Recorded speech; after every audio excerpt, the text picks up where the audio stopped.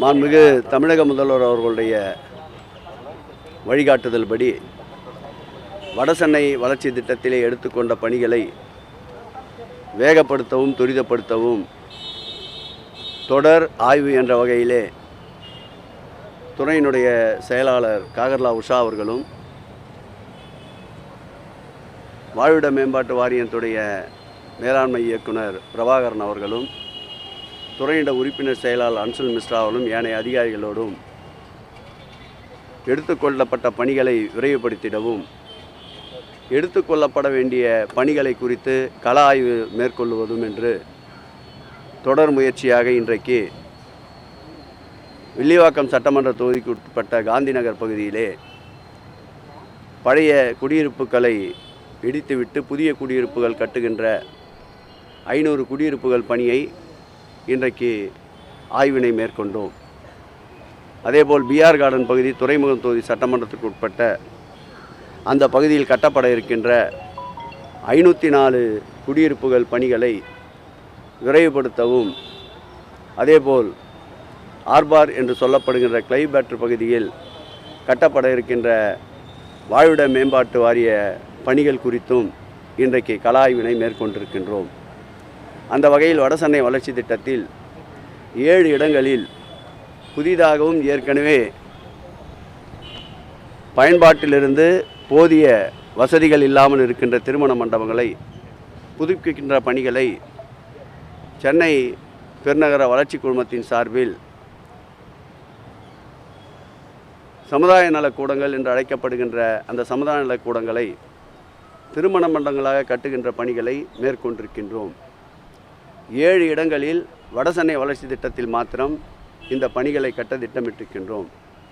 தற்போது நின்று கொண்டிருக்கின்ற சூளைமேடு பகுதியில் 1, ராயபுரம் மண்டல அலுவலகம் எதிரிலே அமைந்திருக்கின்ற ராயபுரம் சட்டமன்ற தொகுதிக்குட்பட்ட இடங்களில் 1, அதேபோல் தண்ணீர் தொட்டி என்று அழைக்கப்படுகின்ற வாட்டர் பேஷன் ரோட் பகுதியில் 1, பெரம்பூரிலே வீட்டு வசதி வாரியத்திற்கு சொந்தமான அந்த திருமண மண்டபத்தில் புதிய திருமணம் கட்டுகின்ற பணி என்று 1, சந்திரயோகி சமாதி தெருவில் ஏற்கனவே இருக்கின்ற சமுதாய நலக்கூடத்தை இடித்துவிட்டு புதிதாக கட்டுகின்ற பணி 1, கொன்னூர் நெடுஞ்சாலையிலே ஏற்கனவே இருக்கின்ற திருமண மண்டபத்தை இடித்துவிட்டு புதிதாக கட்டுகின்ற பணி என்று 7 திட்டப்பணிகளை 65 கோடி ரூபாய் செலவு மதிப்பீட்டில் கட்டுவதற்கு திட்டமிடப்பட்டு ராயபுரம் பகுதியிலே திருமண மண்டப பணி ஆரம்பிக்கப்பட்டிருக்கின்றது.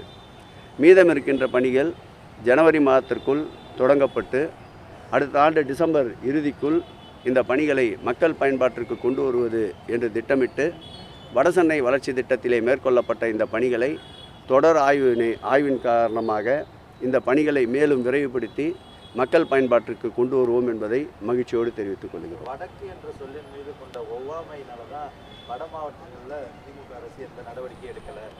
வீடியோ கால் மூலமாக முதலமைச்சர் ஆய்வு செய்கிறாருன்னு பாஜக மத்திய செயலாளர் வானதி. அரசியல் களத்திலே ஒவ்வொருவருடைய பார்வையும் ஒவ்வொருபடி இருக்கும். அதற்காக எடுத்ததற்கெல்லாம் அவர்கள் கேள்விக்கு பதில் சொல்ல வேண்டிய நிலையிலே இல்லை. மக்கள் நன்றாக முதலமைச்சர் அவருடைய பணியை பாராட்டி கொண்டிருக்கின்றார்கள். பெருமழை வெள்ளம் வந்ததிலிருந்து ஓயாமல் மாண்புமிகு முதலமைச்சர் அவர்களும் துணை முதலமைச்சர் அவர்களும் அதேபோல் அந்தந்த மாவட்டத்தில் இருக்கின்ற அமைச்சர்களும் நாடாளுமன்ற உறுப்பினர், சட்டமன்ற உறுப்பினர், உள்ளாட்சி பிரதிநிதிகள், அரசு துறை சார்ந்த அனுபவம் வாய்ந்த திறமை மிக்க அதிகாரிகள் அனைவரும் களத்திலே நின்று பணியாற்றி கொண்டிருக்கின்றார்கள். புயல் எச்சரிக்கை வந்ததிலிருந்து முன்னெச்சரிக்கை நடவடிக்கை என்று பெருமழை வெள்ளத்தின் போது எவ்வளவு பணியாற்ற முடியுமோ அந்த பணியை முன்கூட்டியே மேற்கொண்ட அரசு இந்த அரசு. புயல் மழை வெள்ளம் வந்த பிறகும் வீட்டிலே முடங்கிவிடாமல் வீதிக்கு வந்து மக்கள் குறைகளை கேட்டு முழுமையான நிவாரணம் தேடிக்கொண்டிருக்கின்ற அரசு இந்த அரசு. எதிர்கட்சிகள் என்பது எதிரி கட்சிகளாக இருக்கக்கூடாது. குறைகளை கூறுங்கள், சுட்டிக்காட்டுங்கள், நிவர்த்தி செய்வதற்கு எங்கள் முதல்வர் தயாராக இருக்கின்றார். விமர்சனங்களை கண்டு ஓடி ஒளிபவர் அல்ல. ஆகவே அவர் சுட்டிக்காட்டியபடி இன்னும் அதிகமாக கூடுதல் கவனத்தை செலுத்த இந்த அரசு தயாராக இருக்கிறது. சார், இந்த வெள்ளம் பாதிக்கப்பட்ட இடங்களில் இந்து சமய அறநிலையத்துறை நடவடிக்கை எடுக்கிறார்? நிச்சயமாக. நேற்றைக்கு கூட நம்முடைய துறையின் சார்பிலே ஆய்வு பணிகளை மேற்கொண்ட போது பட்டாளம் ஆஞ்சநேயர் கோயில் தெருவில் முட்டிய அளவிற்கு தண்ணீர் தாழ்வான பகுதி என்பதால் தேங்கியிருந்த நிலையில் அந்த தண்ணீர் அகற்றப்பட்ட பிறகு அந்த திருக்கோயிலில் காலையிலே நான் ஆய்வுக்கு சென்றிருந்தேன். மதியத்திற்குள்ளாக முழுமையாக அந்த திருக்கோயில் பக்தர்கள் தரிசனம் செய்கின்ற அளவிற்கு உகந்ததாக அனைத்து பணிகளையும் மேற்கொண்டிருக்கின்றோம். எங்கெல்லாம் வெள்ளம் பாதிக்கப்பட்டதோ அந்த திருக்கோயிலெல்லாம் விரைந்து நடவடிக்கை எடுத்து இயல்பு நிலைக்கு பக்தர்கள் தரிசனத்திற்கு உகந்ததாக மாற்றிக்கொண்டிருக்கின்றோம். ஒரு சில இடங்களில் வெள்ள பாதிப்பால் சிதலமடைந்த திருக்கோயிலுக்கும் உடனடியாக மதிப்பீடுகளை தயார் செய்ய சொல்லியிருக்கின்றோம். மதிப்பீடுகள் வந்தவுடன் போர்க்கால அடிப்படையில் அதை சரி செய்து பக்தர்களுடைய பயன்பாட்டிற்கு முழுமையாக அர்ப்பணிக்கப்படும்.